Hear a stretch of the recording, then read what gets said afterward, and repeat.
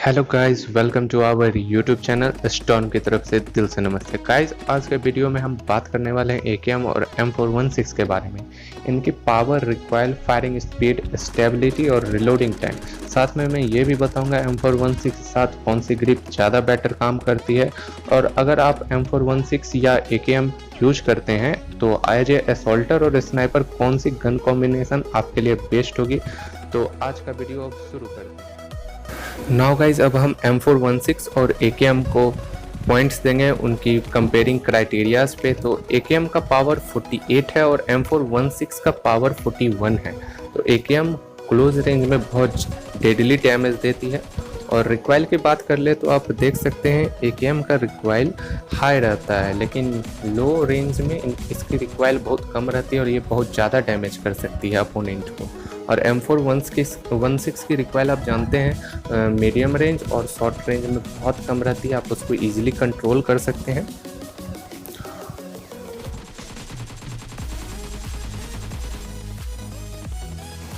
मैं दिखाता हूँ गाइज, आप M416 और AKM की रिक्वाइल कितनी कंट्रोल कर सकते हैं। ये देखिए, M416 की रिक्वाइल आप कंट्रोल कर सकते हैं, लेकिन फिर भी ये थोड़ा लेफ्ट राइट इसकी रिक्वाइलिंग भागती है। और अब मैं M416 का रिक्वाइल दिखाता हूँ आपको रेड डॉट पे। तो ये देखिए, इसकी रिक्वाइल बहुत कंट्रोल्ड रहती है as compare to AKM। Firing speed की बात कर ले तो AKM का फायरिंग स्पीड 61 है और विथ अटैचमेंट्स इसकी फायरिंग स्पीड हाईएस्ट 9 जाती है। और M416 की 75 फायरिंग स्पीड है और विथ अटैचमेंट्स इसकी फायरिंग स्पीड 12 तक और जाती है। M416 की रिलोडिंग टाइम 2 सेकेंड है विथ एक्सटेंडेड, और AKM की रिलोडिंग टाइम 2.7 सेकेंड है विथ अटैचमेंट। और AKM का रेंज 60 है और M416 का रेंज 56 है। और गाइज, स्टेबिलिटी की बात कर ले तो AKM की स्टेबिलिटी नॉर्मली 61 रहती है और विथ अटैचमेंट्स इसकी स्टेबिलिटी 12 to 16 वेरी करती है। और M416 की स्टेबिलिटी 63 रहती है नॉर्मली, और एंगल्ड और वर्टिकल ग्रिप लगाने पर इसकी स्टेबिलिटी 37 तक जाती है। और मैं कहूँ कि आप एंगल्ड ग्रिप देख सकते हैं मेरे बैग में, और वर्टिकल, यही दोनों ग्रिप यूज करें। इनकी रिक्वाइल और स्टेबिलिटी कंट्रोल करने में बहुत ज़्यादा अहम रोल रहता है बाकी ग्रिप्स को छोड़कर। AKM को आप क्लोज रेंज में यूज कर सकते हैं और M416 को आप क्लोज रेंज में और विथ 6x मिड रेंज में लीथल स्प्रे देने के लिए यूज कर सकते हैं। 6x को आप एडजस्ट कर ले 3x पे और उसके बाद M416 पे यूज करें। नाउ गाइस, अब मैं ये बताऊंगा M416 और AKM अगर आप यूज करते हैं तो एज ए सोल्टर और एज ए स्नाइपर आपके लिए बेस्ट गन कॉम्बिनेशन कौन सी रहेगी। तो पहले मैं सोल्टर के लिए बताता हूं। तो पहली गन कॉम्बिनेशन है UG और M416 की। UG को आप क्लोज रेंज में बहुत इजीली यूज कर सकते हैं, आप एक प्लेयर तो आराम से नॉक कर देंगे। UG को आपको शुरू में कंट्रोल करने में थोड़ी प्रॉब्लम होगी क्योंकि उसकी रेट ऑफ फायर बहुत ज़्यादा रहती है। ये हो सकता है आप शुरू में उसकी बुलेट इधर उधर बर्बाद कर दे अगर आपकी एम सही नहीं होगी तो, लेकिन आप विथ प्रैक्टिस UG को बहुत इजीली कंट्रोल कर पाएंगे और आप उससे बहुत अच्छी नॉक ले पाएंगे। और M416 को आप आराम से मिड रेंज में यूज कर सकते हैं।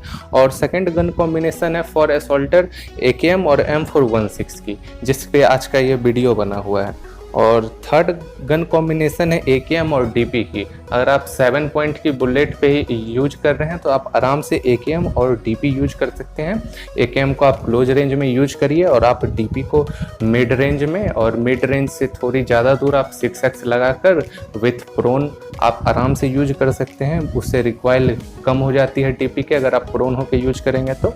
और चौथी असॉल्टर के लिए गन कॉम्बिनेशन है M416 और DP। आप M416 को आप क्लोज रेंज और मिड रेंज दोनों में यूज कर सकते हैं, और DP को आप स्कोप लगाकर और विथ प्रोन आप उस दूर फायर करने के लिए आप आराम से यूज कर सकते हैं। और अब आते हैं स्नाइपर के लिए गन कॉम्बिनेशन के लिए। तो स्नाइपर के लिए एक ही गन कॉम्बिनेशन है, वो है M416। अगर आपके पास M416 नहीं है तो आप स्कारल यूज कर सकते हैं, और सेकेंड गन तो आपकी स्नाइपर ही रहेगी, DMR हो या बोल्ट एक्शन हो।